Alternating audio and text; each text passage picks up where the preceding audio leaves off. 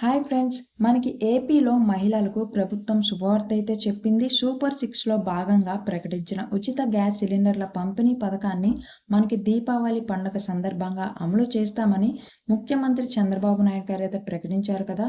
So ఈ పథకం ద్వారా తెల్ల రేషన్ కార్డు ఉన్న లబ్ధిదారులకు ప్రతి ఇంటికి 3 గ్యాస్ సిలిండర్లను ఉచితంగా అయితే ప్రభుత్వం అందించనుంది. సో ఈ ఉచితంగా 3 గ్యాస్ సిలిండర్లు అనేవి పొందాలంటే ప్రతి ఒక్కరూ ఈ పని చేయాల్సి ఉంటుందని మనకైతే అధికారులు సూచిస్తున్నారు. సో ఆ పని ఏంటి అనేది నేను మీకు ఈ వీడియోలో అయితే చెప్తాను. సో వీడియోని స్కిప్ చేయకండి. ముందుగా వీడియోని ఒక లైక్ చేసి ఇలాంటి ఇన్ఫర్మేటివ్ వీడియోస్ని మిస్ అవ్వకుంటే ఛానల్ని సబ్స్క్రైబ్ చేసుకోవడం మాత్రం మర్చిపోకండి. ఏపీలో మహిళలకు 3 ఉచిత గ్యాస్ సిలిండర్ల పథకానికి అర్హత ఉండాలంటే ముందుగా ఈ కేవైసీ చేయించుకోవాలని పౌర సరఫరాల శాఖ అధికారులు అయితే సూచిస్తున్నారు.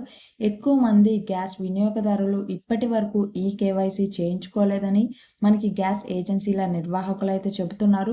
ప్రతి ఒక్క గ్యాస్ వినియోగదారుడు ఖచ్చితంగా ఏజెన్సీకి వెళ్ళి మీ యొక్క ఆధార్ నెంబర్ అలానే మీ వేలిముద్ర నమోదు చేసుకోవాలని మనకైతే అధికారులు సూచిస్తున్నారు.